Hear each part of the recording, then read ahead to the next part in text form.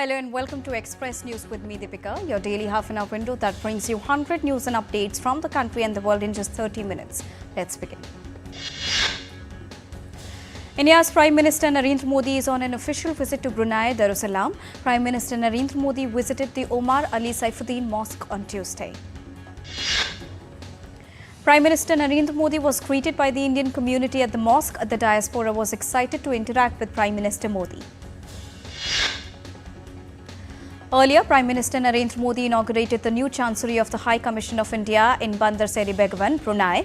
This is the first ever bilateral visit by an Indian Prime Minister to Brunei.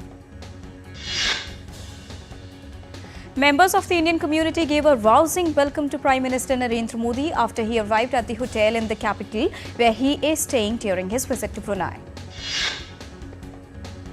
Prime Minister Narendra Modi was accorded a ceremonial welcome and received by Crown Prince Haji Al Muhtadi Billah upon his arrival in Brunei Darussalam.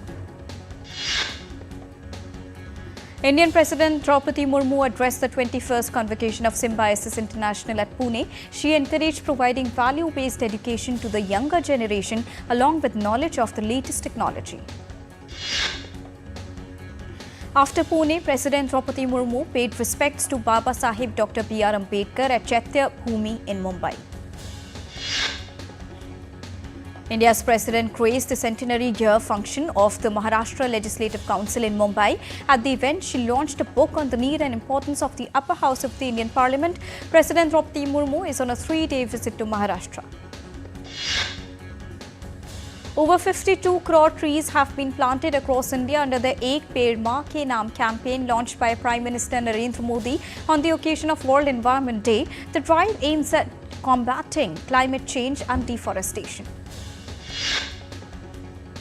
India's coal production has reached 384.08 million tons by August 2024, reflecting a growth of 6.48%. Also, the cumulative coal dispatch has witnessed a significant boost of 5.14% as compared to the last year. At the second edition of Tunnelling India in New Delhi on Tuesday, Minister of Road Transport and Highways Nitin Gadkari unveiled a report on advancing tunnelling in India. He highlighted the need for cost-effective permanent solutions on roads.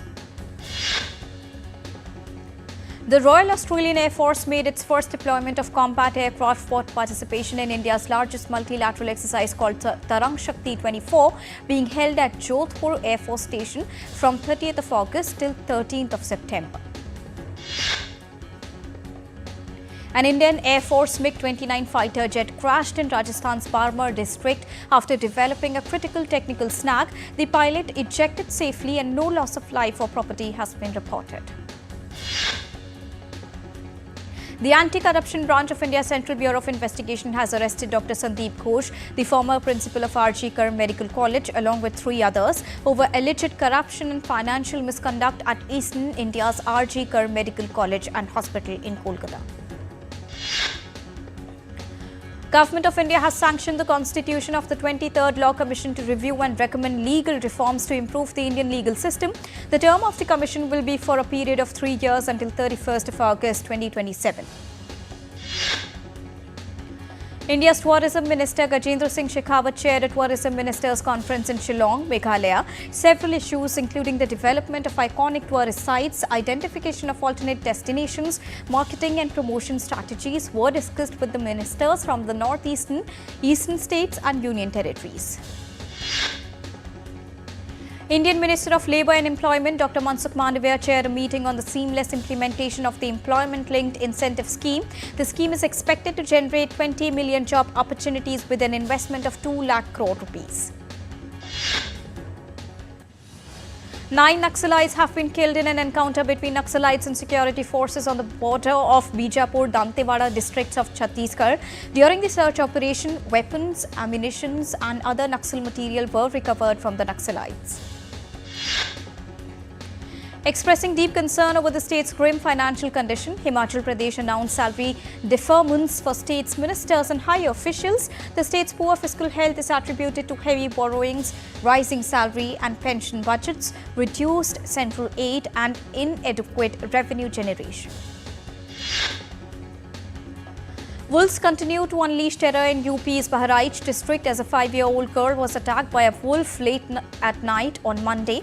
State police and the forest department are continuing their search for 2 wolves under Operation Bhediya in the district.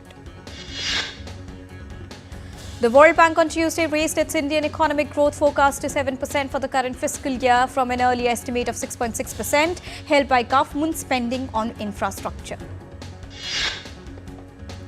Benchmark indices BSE, Sensex and Nifty 50 ended Tuesday's trading session on a muted note in a day marked by subdued sentiment. The BSE Sensex shed 4 points to settle at 2,555 at close.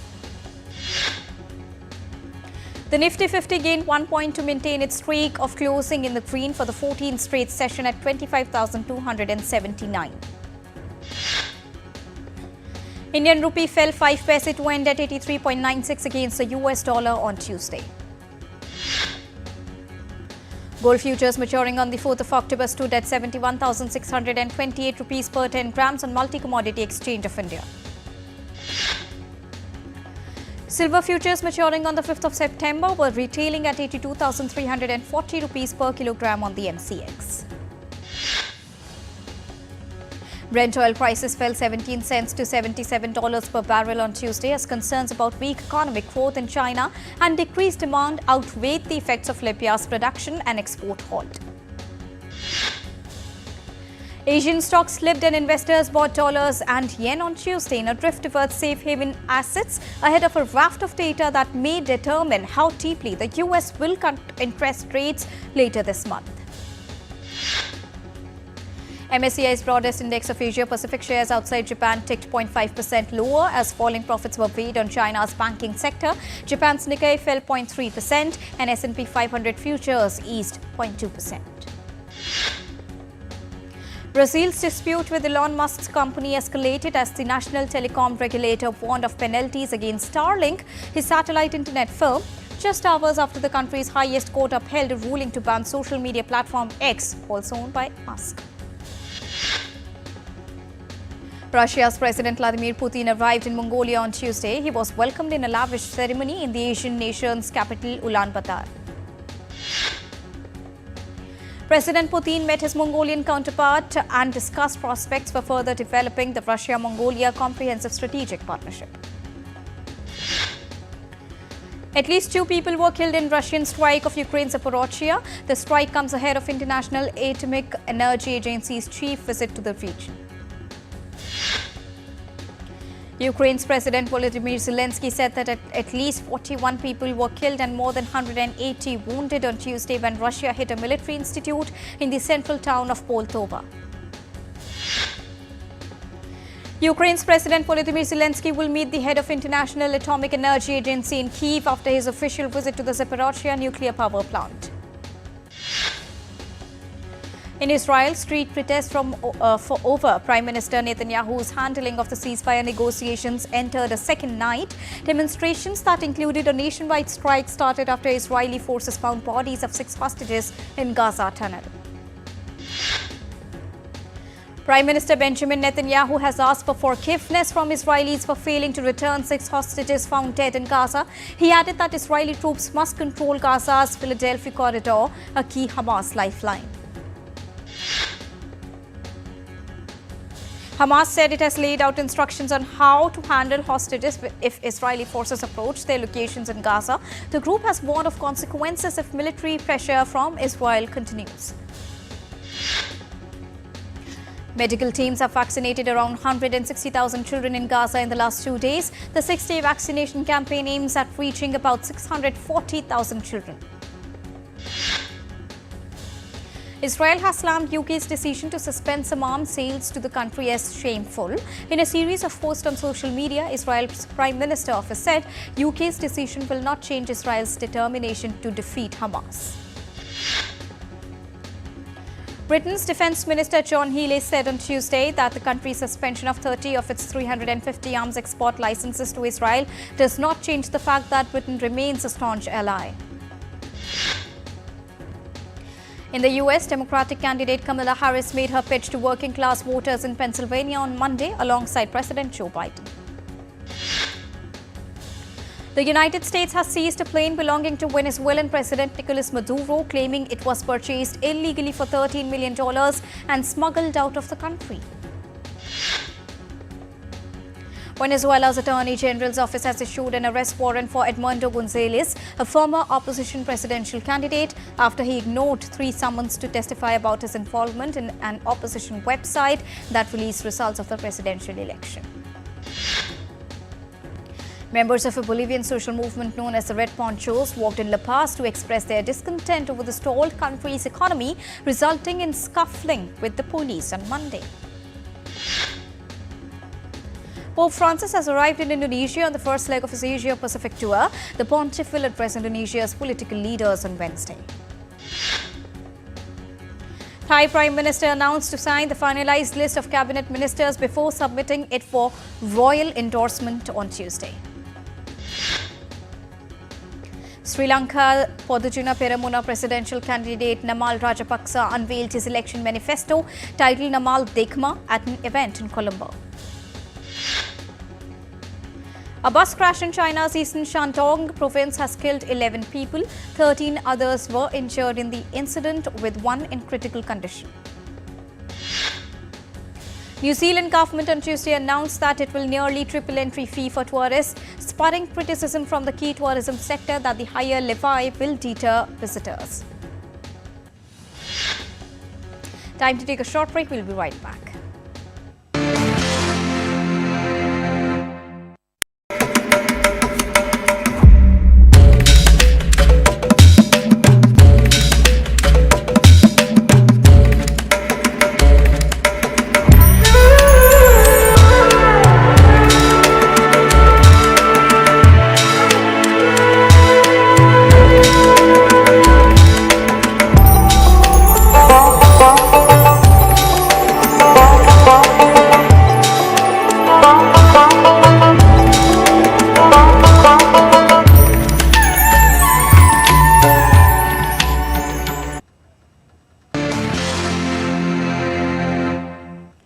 Welcome back after that short break. Heavy rain slashed North Indian state of Assam's Guwahati city, leading to waterlogging in several areas, causing major disruption for the commuters in northeast. Chief Minister of South Indian state of Telangana, Revanth Reddy, visited the areas affected by heavy rains and floods to assess the damage and oversee the ongoing relief efforts. Andhra Pradesh Chief Minister Chandrababu Naidu also visited the flood-affected areas in the region and assured all necessary assistance to combat the situation. Heavy rains in the capital Shimla of the North Indian state of Himachal Pradesh have caused significant disruptions across the state, including waterlogging in key areas, leading to traffic congestion. Several areas in the state of Gujarat are grappling with severe waterlogging and flood-like situation caused by continuous rains. The Peruvian Air Force has deployed Mi-17 helicopters and Spartan aircraft to assist Ecuador in combating a wildfire that began a week ago. Wild weather conditions killed women in Australia's southeast as hailstorm downed trees and damaged buildings. Tens of thousands of people were without power. Storm Yagi left trails of destruction, claiming at least 13 lives due to landslides, floods and overflowing rivers in Philippines. The storm disrupted travel and caused significant damage in Manila and Antipolo. Brazilian Geological Service has warned that river levels in the Amazon basin are expected to drop below their usual levels that could result in severe environmental crisis in the region. Typhoon Shanshan in Japan has caused flooding in Ichihara city, leading to vehicles submerged in water. The Japan Meteorological Agency has warned of landslides, floods and rising water levels across western and eastern Japan. School children across North Korea performed a show titled "We Are Happy in Pyongyang" to show love and respect for their leader Kim Jong-un. South Korea's staple cuisine, kimchi, is falling victim to climate change. Napa cabbage, that is the key ingredient to make the ubiquitous dish, is suffering due to rising temperatures. According to South Korea's administration, cabbage farmed area to shrink dramatically in the next 25 years due to intensifying heat, with no kimchi cabbage grown in the highlands by 2019. Vibrant fireworks lit up the Ho Chi Minh city of Vietnam as the nation celebrated its Independence Day on Monday. The holiday commemorates the day in 1945 when Ho Chi Minh declared Vietnam's independence from France. Sweden is asking parents to ban screen use for children under the age of 2 and limit it for older kids. The nation's public health agency aims at addressing health concerns linked to excessive screen time. 48 years old Japan's Junko Hagiwara has caused a stir in Spain's traditional flamenco dance form by winning the prize for Best Dancer at the country's leading flamenco festival. She is the first foreigner ever to win this contest. Hong Kong's twin panda babies have doubled in weight within 2 weeks after their birth. The panda cubs to be introduced to the public by February 2025 when they reach 6 months old. In northern Sudan's village of Misawi, farmers are resorting to solar energy to cut costs amid water and electricity shortages caused by the ongoing crisis situation. 11-year Indian-American creates history by becoming first ever artist to sing a version of Metallica's renowned track Master of Puppets at America's Got Talent.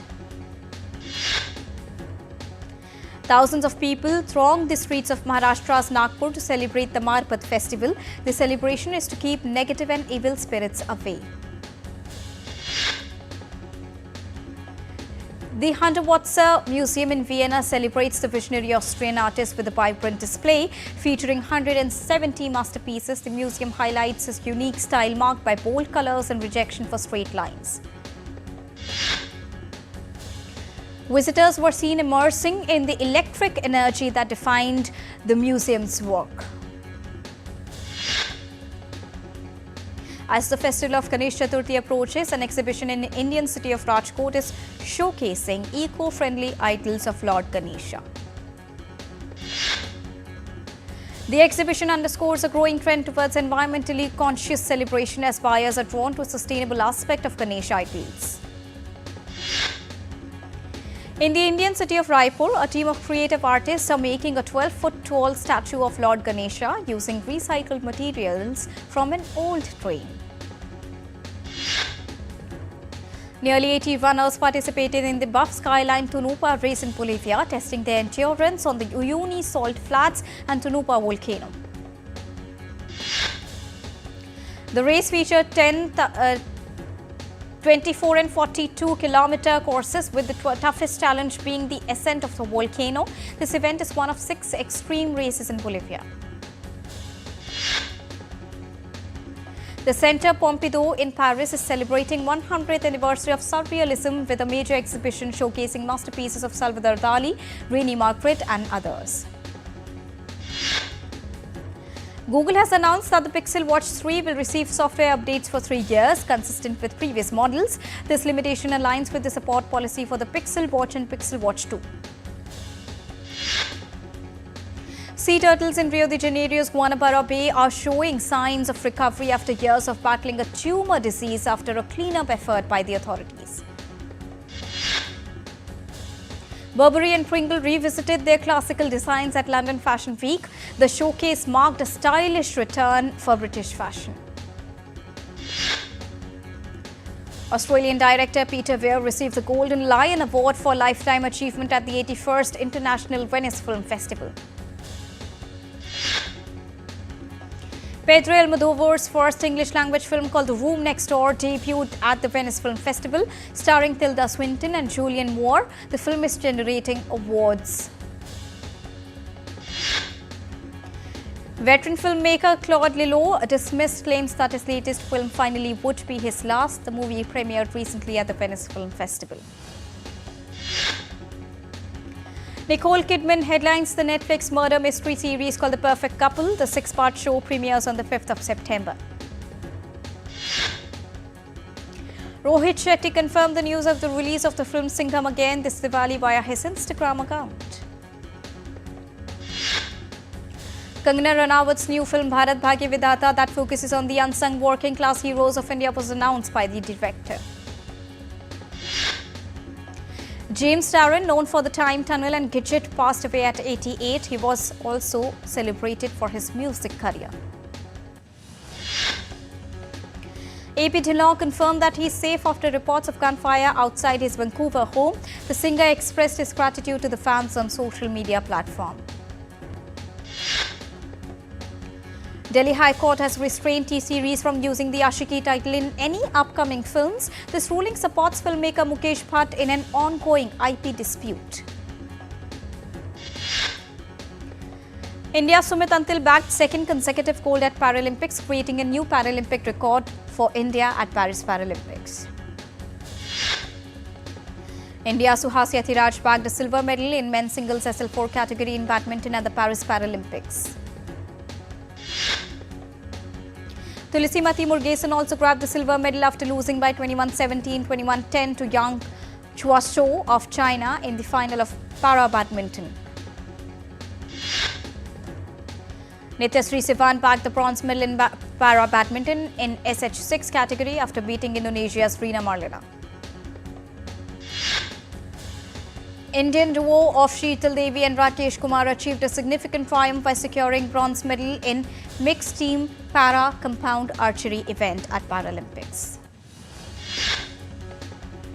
Iga Swiatek swept past Leo Dilemma Samsonova by 6-4, 6-1 to make it to the quarterfinal rounds at the final US Open. Bangladesh scripted history on Tuesday as it defeated Pakistan by 6 wickets in the second test to complete a series whitewash. ICC on Tuesday announced the date for next year's ICC WTC final at Lord's. The match will be played from 11th till the 15th of June next year, with 16 June available as the reserve day. Football icon Luis Suarez announced retirement from international soccer, confirming that he will be playing his last match on Friday, the 6th of September. And Pro Punjab League Season 2 is all set to feature 6 teams and will be played in Mumbai from 4th till the 20th of October. Kochi KDs beat Hyderabad to win the first season in New Delhi. This season matches played across 17 days, with every team meeting the opposite side twice in the league stage. With this, it's a wrap here on Express News, but news and updates will continue here on DD India. So don't go anywhere. Keep watching and keep tracking DD India for all latest news and updates from the country and the world. Thank you so much for joining us right now. Namaskar.